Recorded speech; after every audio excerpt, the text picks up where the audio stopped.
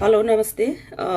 विश्वभर इन्टरनेटमा जोडिनुहुने, मलाई फलो गर्नुहुने र मेरो फेसबुकमा साथी हुनुहुने सम्पूर्ण दाजुभाइ दिदीबहिनीहरूमा नमस्ते। अनि समय धेरै देशको फरक हुन सक्छ, यहाँहरूलाई थाहै छ। म बेलायत छु यति बेला लकडाउनको कारण, यहाँहरू सबैलाई थाहा पनि छ।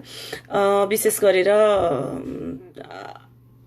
म जहाँ भए पनि आफ्नो समुदायप्रति र विभिन्न घटनाहरू, चाहे दलितका होस् चाहे गैर दलितका होस्, ती घटनाहरूमा एउटा आवाज उठाउने मात्रै होइन, ती पीडितहरूलाई सम्बन्धित निकायसम्म चाहिँ पुर्याएर न्याय दिनको लागि सफल पनि भएकी छु। सायद त्यसैले पनि होला यति बेला चाहिँ सामाजिक सञ्जालमा चाहिँ मेरो फेसबुकबाट फोटाहरू तान्दै कुनै एउटा दिदीबहिनीको तस्बिर फेसबुकबाट लिएर अनि फेक आइडी बनाएर मलाई चाहिँ तथानाम भनिरहेको छ। धेरैले मलाई मेसेन्जरमा फोन गर्नुभएको छ, मेसेज गर्नुभएको छ, सरुजी डोन्ट वरी, तपाईँ नातिनुहोस्, तपाईँलाई हामी सबैले चिनेका छौँ भनेर सबैले एकदम मलाई आत्मबल बलियो बनाइदिनु भएको छ। सो म चाहिँ कति पनि विचलित पनि छैन, म आत्तिएको पनि छैन। अनि म गरेको पनि छैन। अनि अब एउटा दिदीबहिनीको फोटो राखेर अनि कसैले फेक आइडी बनाएर दुनियाँ लेख्दैमा चाहिँ मेरो चरित्र हत्या हुन्छ भन्ने पनि छैन। किनकि जो मान्छे सत्य छ, जो मान्छे निडर छ र जो मान्छे आफू इमान्दारी छ, त्यो यसरी नै आउँछ। कि ऊ पनि यदि चाहिँ सत्य हुन्थ्यो, उसले चाहिँ म विरुद्धका हरेक कुराहरू चाहिँ उसले दुनियाँ लेख्थ्यो होइन, लेख्ने उसको हिम्मत यदि चाहिँ ऊ सही थियो भने, म गलत थिएँ भने आफ्नो अनुहार दिएर देखाएर आउनु पर्यो नि त होइन। त्यो हिसाबले पनि मैले हनुमान ढोकामा चाहिँ मैले हिजै निवेदन गरिसकेको छु। अनि एउटा जीमेलबाट खोलेको अकाउन्ट, अनि अहिले त्यसको चाहिँ सबै प्रुफ, त्यसको लोकेसन ट्र्याक गर्न नमिल्ने तरिकाले राखेको छ। तर अपराधी जति नै चलाख भए पनि केही न केही प्रमाण छोडेको छ र त्यसले त्यति धेरै लेख्दाखेरि सायद त्यो मान्छे को हो र चाहिँ त्यहाँ चाहिँ कतिजना परिचालित छन् है भन्ने कुरा चाहिँ मलाई पनि थाहा छ। र याद रहोस्, त्यो आइडी चलाउने अनि मूर्खलाई चाहिँ याद रहोस्, त्यहाँ केही मेरो टार्गेटमा 10 जना फेसबुक आइडी जो मेरा चाहिँ दुश्मनहरू छन्, तिनीहरूको नाम लिस्ट तयार भइसकेको छ।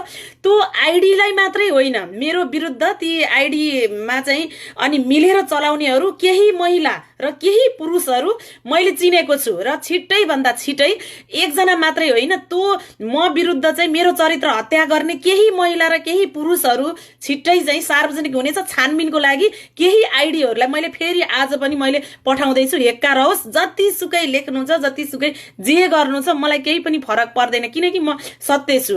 र म फेरि पनि एउटा घटना यहाँहरूलाई मैले अवगत गराउनु भन्दा पनि यहाँहरू सबैलाई थाहा छ। हुन त यो बेला एउटा मानव, एउटा सिङ्गो जुन एउटा समाज नै अहिले कोरोना भाइरसबाट चाहिँ एउटा संक्रमित मात्रै नभइकन चाहिँ विश्वमा चाहिँ धेरै अनि मान्छेहरूले चाहिँ ज्यान गुमाएका छन्। त्यसमा नेपालीहरू पनि परेका छन्, कति मान्छे अलपत्र छन्।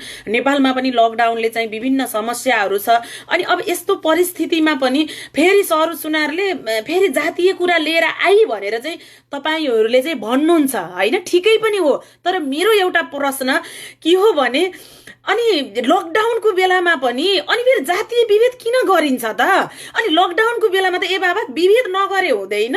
अनि अहिले एटलिस्ट जातीय विभेद गर्ने मान्छेहरूले यति त बुझ्नु पर्यो के कोरोना भाइरसले तपाईँहरूलाई पनि अछुत बनाएको छ। अनि मैले हिजो पनि भने, मैले आज पनि भन्छु, एउटा मान्छे देख्दा 1 मिटर 2 मिटर पर चाहिँ अनि भाग्नु पर्या छ। बाटोमा मान्छे देख्दा एकापट्टि मुख अनि लुकाएर चाहिँ हिँड्नु पर्या छ, कता कोरोना सर्छ कि छैन्छ कि भनेर। तर मेरो समुदाय जुन नेपालमा चाहिँ 13.8% चाहिँ समुदायहरू छन्, तिनीहरू भनेको कोरोना भाइरसले अहिले दुनियाँलाई अछुत बनाउँदा त्यो अछुत हामीले सदियौँदेखिबाट भोग्दै आएका छौँ।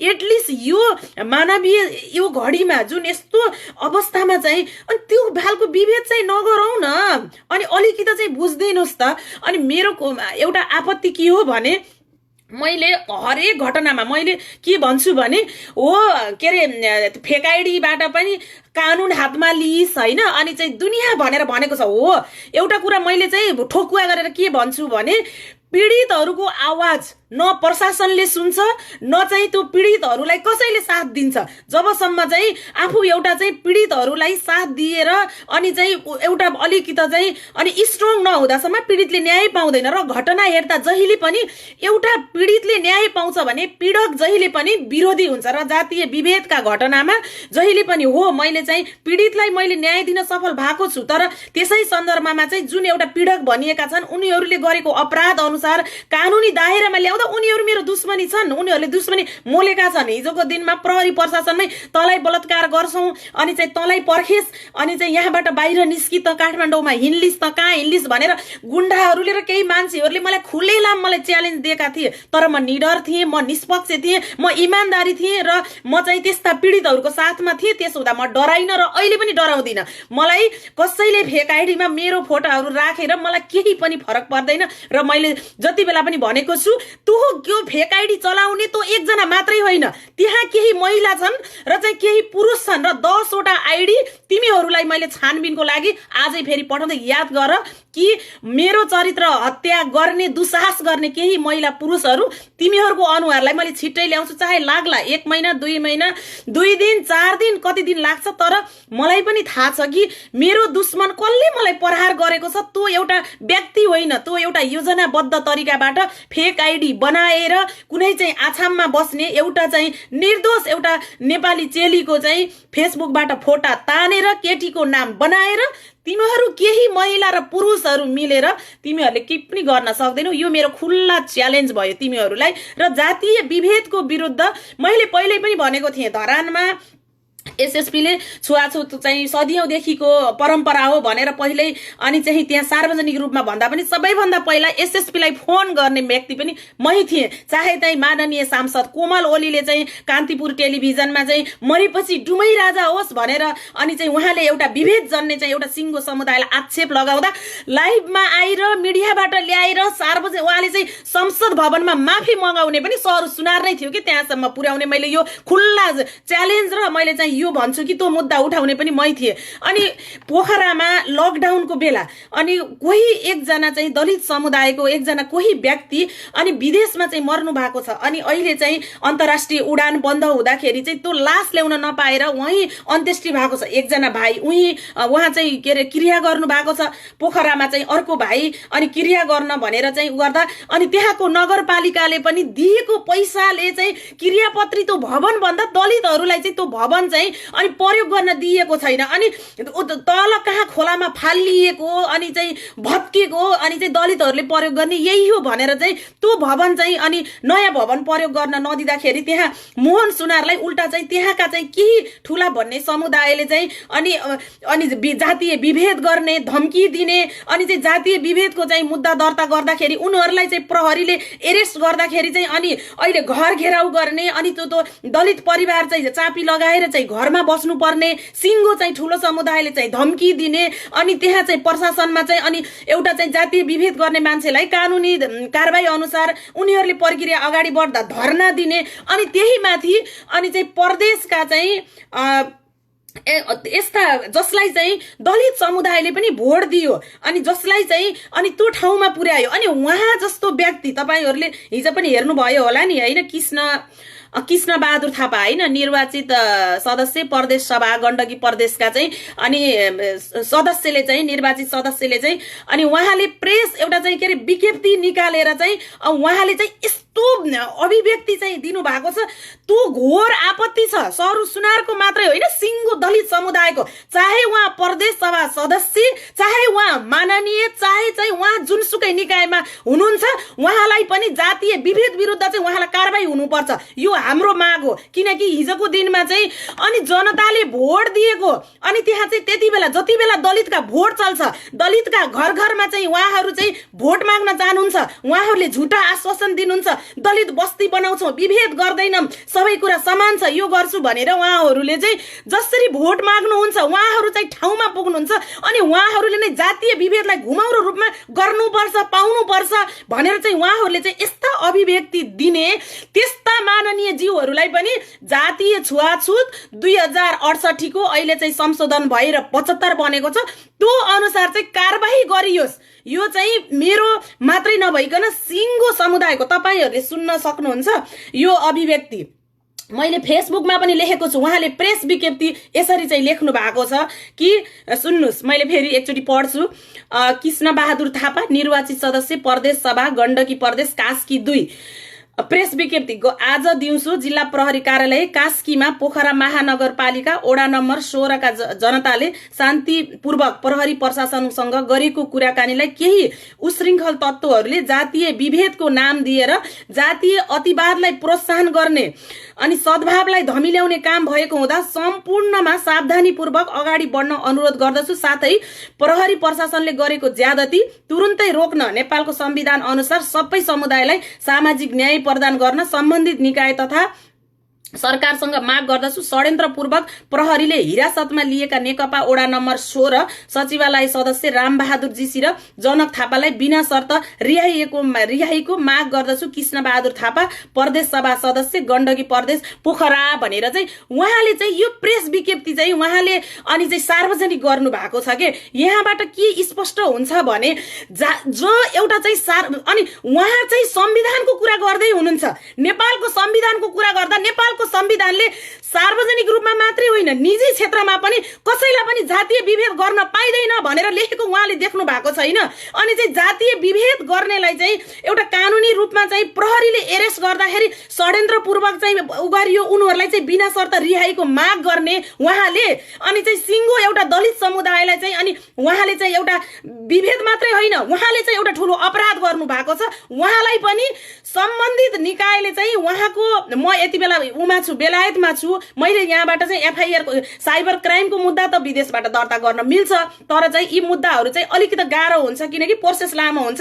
सम्बन्धित दलितका सङ्घ संस्था, मानव अधिकारदेखि लिएर अनि चाहिँ आयोगहरूदेखि लिएर सम्बन्धित कसैले पनि उहाँको विरुद्धमा चाहिँ जातीय विभेदको मुद्दा दर्ता गरेर चाहिँ उहाँलाई पनि पक्रिनुपर्छ। किनकि जातीय विभेद गर्ने जो कोहीलाई पनि, चाहे चाहिँ त्यो कुनै देशको चाहिँ ठुलो मान्छे किन नभओस्, चाहे चाहिँ सांसद किन नभओस्, मन्त्री किन नभओस्, त्यसलाई पनि छोड्नु हुँदैन। मैले यो लकडाउनको बेलामा अनि मैले यो जातीय कुरा गर्न मलाई रहर पनि छैन, तर लकडाउनकै बेलामा चाहिँ अनि एउटा दलित समुदायमा चाहिँ अनि कसैको मृत्यु हुन्छ, सार्वजनिक रूपमा चाहिँ एउटा क्रियापत्रित भवन चाहिँ बनाइएको हुन्छ जहाँ चाहिँ सङ्घ संस्था, व्यक्ति अनि चाहिँ त्यहाँको चाहिँ नगरपालिका त्यो पैसाबाट बनाइएको चाहिँ अनि भवन चाहिँ के त्यो दलितहरूले प्रयोग गर्न नपाउने, नगरपालिकामा आएको बजेट त दलितहरूको लागि पनि त्यो होइन कि दलितहरू चाहिँ अनि छुट्टै हुन् कि कहीँबाट आकाशबाट आएको हो। एउटा अनि प्रदेश प्रमुख जस्तो एउटा माननीयले, एउटा व्यक्तिले चाहिँ अनि सामाजिक रूपमा चाहिँ सद्भाव भड्काउने काम भयो, जातीय अतिवाद भयो, द्वन्द्व भयो। जातीय द्वन्द्व चाहिँ कसले मचाउन खोजेको? जब चाहिँ सार्वजनिक रूपमा बनाइएका धारा पँधेरा यस्ता अनि मठ मन्दिर अनि क्रियापत्री भवनहरू चाहिँ प्रयोग गर्न दलितलाई नदिने अनि चाहिँ त्यो सामाजिक सद्भाव चाहिँ तपाईहरूले भड्काएको कि हामीले भड्काएको? अनि चाहिँ तपाईँ चाहिँ दलितका भोटबाट चाहिँ तपाईँ त्यहाँ पुग्ने मान्छे आज चाहिँ अनि ती अपराधीहरूको पक्ष पोषण गरेर चाहिँ बिना शर्त रिहाई गर्नुपर्छ भनेर तपाईँ माग गर्ने तपाईँ को? त्यस्तालाई चाहिँ अनि चाहिँ कस्टडीमा चाहिँ अनि राख्न चाहिँ अनि एकदम तयार हुनुपर्छ।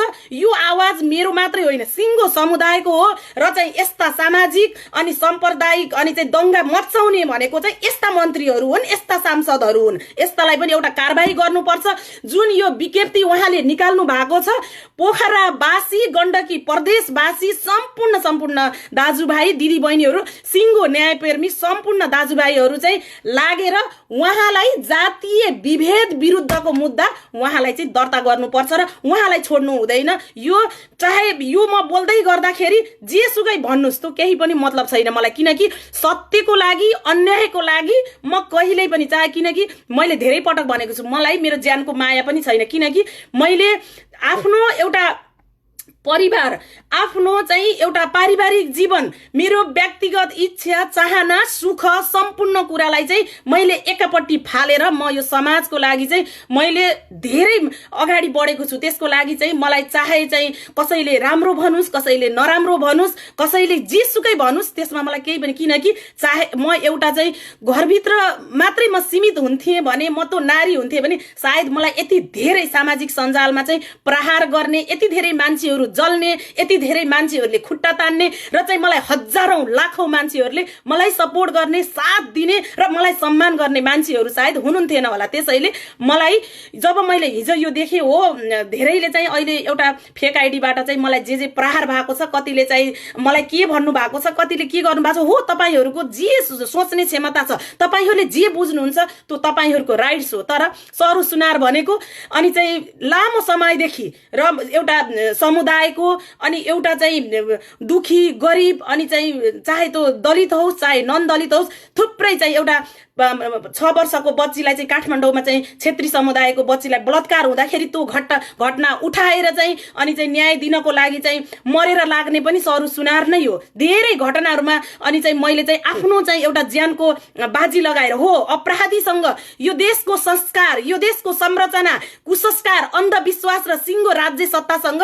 कुरीतिको विषयमा मैले आवाज उठाउनु, मैले लड्नु र त्यस्ता अपराधीसँग चाहिँ च्यालेन्ज गर्नु मेरो लागि चाहिँ यो सामान्य कुरा छैन पनि। त्यसैले चाहिँ अहिले पनि मलाई चाहिँ फेक आइडी बनाएर आफ्ना अनुहार लुकाएर मेरो फोटोहरू राखेर दुनिया गर्ने चाहिँ त्यस्ता नाजायज मान्छेहरू, त्यस्ता केही चाहिँ कुकुरहरू अहिले पनि पछि परेका छन्। किनकि मैले चाहिँ एउटा सिङ्गो राज्य सत्तासँगको यस्ता अन्धविश्वास, यस्ता दुखी गरिब महिलाहरूको पक्षमा म चाहिँ बोलेको छु। मैले धेरै घटना जितेको छु। मैले चाहिँ एउटा कानुन हातमा लिएर होइन, कानुनलाई चाहिँ कार्यान्वयन गर्नको लागि चाहिँ म निडर भएर लागेको छु। अनि चाहिँ त्यस्ता अपराधीहरू जो चाहिँ आफूले अपराध गर्दाखेरि अनि चाहिँ जो चाहिँ लुक्न चाहेका थिए, जो चाहिँ बच्न चाहेका थिए, ती मान्छेलाई मैले एकदमै अनि म आफू चाहिँ आफ्नो ज्यानको बाजी लगाएर मैले ती अपराधीहरूलाई मैले भित्र लान सफल भएँ नि त। आज त्यस्तै केही अपराधीका गिरोहहरू फेसबुकमा चाहिँ फेक आइडी बनाएर मेरो विरुद्धमा लागेका छन्, अरू केही पनि होइन। यहाँहरू सबैलाई थाहा छ। त्यसो हुँदा जोले चाहिँ मलाई साथ दिनु भएको छ, मलाई नाथ दिनुहोस् भन्नु भएको छ, म आत्तिएकै छैन। किनकि मलाई राम्रोसँग म बुझेर जानेर अनि चाहिँ मैले चाहिँ यो समाजमा चाहिँ त्यस्ता आवाज विहीनको आवाज जो एउटा प्रशासनमा पुग्न सक्दैनन्, प्रशासनले चाहिँ अनि चाहिँ ती मुद्दाहरू, ती घटनाहरू सुन्दैनन्, प्रमाण खोज्छन्, उनीहरूलाई घाउचोट चाहिन्छ। अनि ती पीडितहरू जो चाहिँ एउटा पीडामा, एउटा अन्यायमा परेका छन्, तिनीहरूको बोल्दिने मान्छे हुँदैन। अनि चाहिँ त्यहाँ चाहिँ हामी जस्तै चर्को आवाजमा चाहिँ बोल्दिनको लागि चाहिँ बाध्य हुनुपर्ने हामी जस्ता जन्मिनु पर्छ। त्यसैले चाहिँ म त्यसरी चाहिँ लागेको हो। मलाई केही पनि फरक पर्दैन। अरे मेरा सबै कुरा सार्वजनिक गर, त फेक आइडी चलाउने मान्छे, मलाई केही पनि फरक पर्दैन। तर याद गर, मैले भनिसकेको छु, लिस्टमा 10 वटा फेसबुक आइडी केही महिला, नेपालकै केही महिलाहरू जसले चाहिँ मेरो विरुद्धमा अनि मेरो नाम नलेखिकन चाहिँ मलाई चाहिँ केही समयदेखिबाट चाहिँ मलाई स्टाटस, मेरो चरित्रमा औला उठाएर केही महिलाहरूले फेसबुकमा स्टाटस लेखेर मलाई ब्ल्याकमेल गरेका पनि मसँग सुरक्षित छन्। याद गर, तिमीहरू जसरी अहिले फेक आइडीमा चाहिँ मेरो चरित्र हत्या भएको छ नि, त्यहाँ चाहिँ केही महिलाहरू छन्, नेपालकै महिलाहरू छन् र अनि चाहिँ केही चाहिँ अनि त्यहाँ पुरुषहरू छन्, केही गिरोह छ। यो आइडी पत्ता लगाउनको लागि तिमीहरू पनि अब सिधै आउने छौ, यो कुरा याद गर। किनकि मसँग च्यालेन्ज गर्नको लागि त्यति सजिलो छैन। मैले यो खुल्ला चाहिँ च्यालेन्ज दिन्छु, किनकि म सत्यको लागि लडेको छु, म सत्यको लागि आवाज उठाएको छु, पीडितहरूको लागि बोलेको छु। एउटा पीडितलाई न्याय दिँदाखेरि, एउटा पीडितलाई साथ दिँदा तिमीहरू जस्तो अपराधी कस्टडीमा पर्दा मलाई रुवाइस भन्छौ भने रुनै पर्छ, तिमीहरू अझै रुनु पर्छ। याद गर। र मैले फेरि पनि भने, यो प्रदेश गण्डकी प्रदेश प्रमुख कृष्ण बहादुर थापाज्यू अनि उहाँ कि त आउनु पर्यो, हामीसँग आउनु पर्यो, सार्वजनिक रूपमा माफी माग्नु पर्यो कि एउटा चाहिँ दलित समुदायलाई चाहिँ विभेद गर्न पाउनुपर्छ भनेर घुमौरो पाराले चाहिँ तपाईँले अभिव्यक्ति दिने अनि चाहिँ विभेद गर्न प्रोत्साहन गर्ने, दलित समुदायलाई चाहिँ विभेद, जातीय विभेद गरेर अनि चाहिँ प्रहरीले चाहिँ कानुनी दायरामा ल्याएकालाई बिना शर्त तपाईँ रिहाईको माग गर्ने, सामाजिक रूपमा चाहिँ एउटा दलित समुदायलाई कुकुर जस्तो मान्ने, हिजोको दिनमा दलितका भोटबाट तपाईँ चाहिँ एउटा प्रदेश प्रमुख अनि चाहिँ एउटा सदस्य बन्ने तपाईलाई अनि जातीय विभेद विरुद्धको चाहिँ अनि एउटा छुवाछुतको ऐन अनुसार तपाईलाई कारबाही हुनुपर्छ। सम्बन्धित दलितका सङ्घ संस्था व्यक्ति माननीय जीवहरू हुनुहुन्छ नि, यति बेला दलितका माननीय जीवहरू तपाईको लेभलको चाहिँ एउटा प्रदेशको चाहिँ सदस्यले चाहिँ यस्तो अभिव्यक्ति ल्याउँदाखेरि तपाईहरू कानमा तेल हालेर नबस्नुस् के, तपाईहरू सुन्नुस्, यस्ता मान्छेलाई कारबाही गर्न चाहिँ तपाईहरू चाहिँ अनि अगाडि बढ्नुस्। अनि एउटा हरेक देशमा हेर्नुहुन्छ त ट्राफिक नियम पालना नगर्दाखेरि अनि चाहिँ राजकुमारलाई, प्रधानमन्त्रीलाई, महारानीलाई समेत पनि कानुन लाग्छ के अन्य देशमा। अनि चाहिँ हाम्रा देशमा चाहिँ किन अनि चाहिँ जनताको भोटबाट, जनताकै मतबाट अनि सांसद, मन्त्री र चाहिँ निकायमा पुगिसकेपछि तिनीहरूलाई चाहिँ कानुन किन लाग्दैन? तिनीहरूको लागि पनि कानुन दोब्बर लाग्नुपर्छ। यदि अरूलाई 10 वर्ष जेल हुन्छ भने यस्ता व्यक्तिहरूलाई, यस्ता जनताका मतबाट, दलितका मतबाट चाहिँ अगाडि बढ्ने अनि फेरि त्यही दलितहरूलाई चाहिँ विभेद गर्ने, कुकुर समान चाहिँ व्यवहार गर्ने, मान्छे नगर्ने, जातीय विभेद चाहिँ अनि गर्ने अपराधीहरूलाई चाहिँ अनि बिना शर्त रिहाई गर्ने, सामाजिक अनि चाहिँ सद्भाव भड्काउन लाए भनेर चाहिँ अनि चाहिँ दलितहरूलाई चाहिँ यस्तो भन्नेलाई चाहिँ कुनै पनि हालतमा चाहिँ छोड्नु हुँदैन र तुरुन्तैको तुरुन्तै कारबाही गरियोस्। अनि चाहिँ उहाँ कृष्ण बहादुर थापा निर्वाचित सदस्य प्रदेश अनि सभाका चाहिँ गण्डकी प्रदेशका चाहिँ उहाँ चाहिँ नेकपाको हुनुहुन्छ होला सायद। अनि मलाई पार्टीको मतलब छैन, चाहे चाहिँ जुनैसुकै काङ्ग्रेस, एमाले, माओवादी, एबिसी कुनै पार्टी मलाई मतलब छैन, किनकि घटनासँग मतलब छ अनि चाहिँ विभेदसँग मतलब छ, पीडितसँग मतलब छ, पीडकसँग मतलब छ। अनि चाहिँ यो उहाँको अभिव्यक्तिले प्रष्ट बुझ्न सकिन्छ कि उहाँले चाहिँ एउटा सिङ्गो समुदायलाई चाहिँ कसरी चाहिँ उहाँले चाहिँ अपहेलना गर्नु भएको छ, कसरी बुझ्नु भएको छ। अनि चाहिँ यो जसरी हुन्छ उहाँलाई चाहिँ कारबाही चाहिँ गर्नै पर्छ र कारबाहीको चाहिँ मैले जोरदार माग गर्छु भनेर भन्दै मैले चाहिँ जुन त पीडित हुनुहुन्छ मोहन सुनार, उहाँसँग पनि मैले कन्ट्याक्ट गर्ने प्रयास गरिरहेको छु र मैले सके भने आज नत्र भोलि मैले उहाँलाई पनि मैले फेरि तपाईहरू समक्ष घटनाको बारेमा देखि लिएर उहाँले कसरी के भोग्नु भएको छ मैले सम्बन्धित एउटा पक्षलाई या चाहिँ पीडितलाई पनि मैले चाहिँ तपाईहरूकै माझमा मैले ल्याउने छु।